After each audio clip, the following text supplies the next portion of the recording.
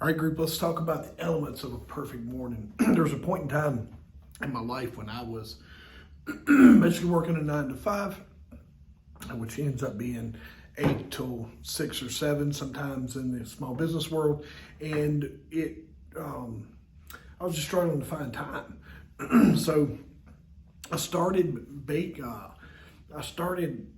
trying to find a gym to work in the early mornings. And this particular gym, Fit Body Boot Camps, when I originally found fitness back in earlier on, they had a class that started at 5 a.m.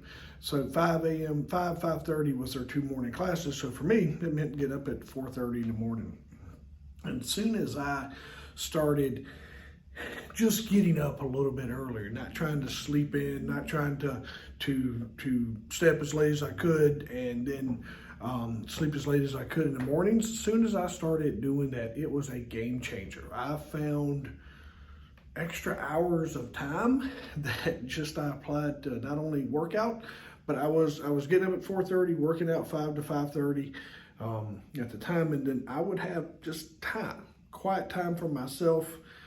No one was up inside the house at this point in time. No one was getting up early as me, so I had just this extra time that I was able to put on the first part of my day to help me just become a better person, whether it was time to read, whether it was time to plan my day, whether it was time to work on things that needed to be worked on inside of our business, what have you. But just getting up a little bit earlier and using that time for productivity and not just to have more time to waste, if that makes sense. It's making sure that we're using our minutes that we're allocated, especially if you're going to you don't have to get up and go gangbusters every day and this, that, and the other, but if you're trying to find extra time in your day, meaning in the evenings, I can tell you our life is consumed by our kids.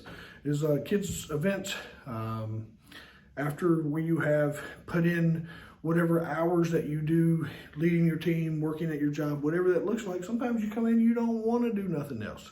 So that's what we're looking to do, is try to create additional areas of time in the beginning of your day, not toward the end. So I cannot tell you enough how much that changed my life when I started getting up early. Now, fast forward till now, my day is structured a little bit differently. So I don't get up at 4:30 in the morning. I don't get up, most days I'm up 5:30 to 6 o'clock.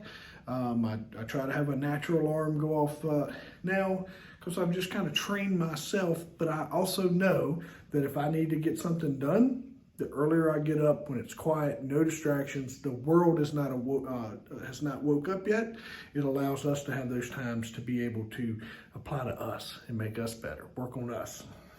Second thing is just hydration and nutrition.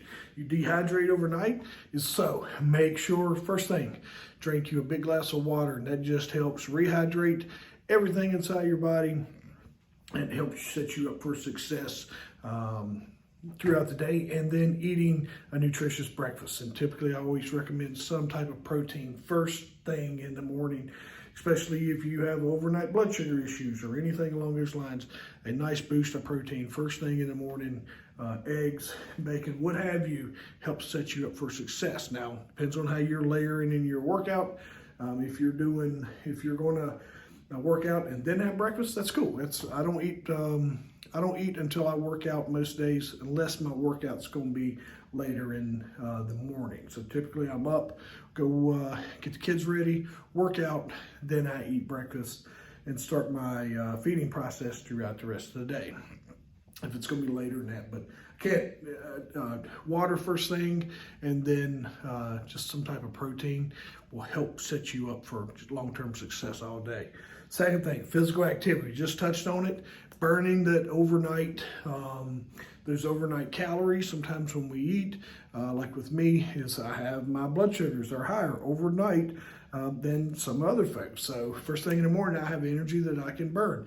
The other thing is, when I started working out at that 4:30 in the morning, and that early morning block, I was working in a higher stress job.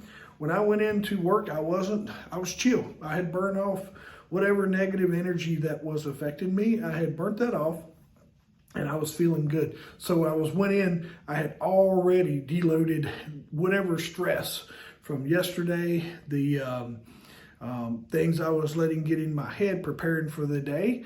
I'd already gotten rid of that through just a nice 30-minute HIIT workout. So when I went into the shop to work, or when I scheduled my first client, it was like, what's up? How are you? I had taken care of me, my stress and my needs, and I was able to better serve my clients, customers, with just great focus and clarity, because I wasn't nagged by something that was carryover from the day before. I burned that off, and I had dealt with that during my workout. And that leads into number 4, which is just meditation and mindfulness. Is just, there was a point in time in the morning when I was getting up at 4:30, workout 5 to 5:30. When I would get back in my neighborhood, the sun, depending on the time of year, the sun hadn't come up yet, and I was just able to sit in quiet reflection and just think about my day, think about some gratitude items that needed to be taken care of, and then just really learning to appreciate the world around me, the things that were helping moving us forward, and then really focus on some areas of personal improvement. But then as a leader is helping kind of diagnose some things I could do to help lead our team and lead the people that was around me. So just that quiet time in the morning, I cannot tell you how valuable I found that to be for me. So I hope it works for you as well. And lastly, some of my videos you hear me talk about, when you go to bed at night, have the 3 things on your mind that you want to wake up. Have those wrote down and ready to go. So when you wake up, you can start taking action first thing in the morning.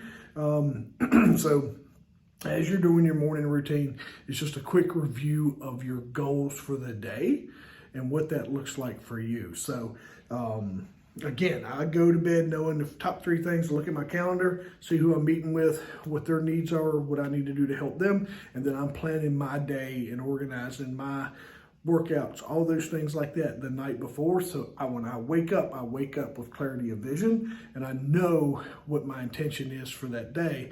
I sit down and review those goals, but for the day, but you also have the opportunity to review those long-term goals and just take a look at where you want to be at the end of the year revenue-wise, how many new team members you want, things you can do as a leader that's an entrepreneur working for someone else, just taking time to identify those long-term goals that you set down to your quarterly rocks or whatever that looks like for you. So keep that in mind. The power of morning, that early morning alarm, is it can initially suck, but once you get used to that routine, you can find pockets of time and in that early morning block without distraction, because a lot of folks don't want to get up.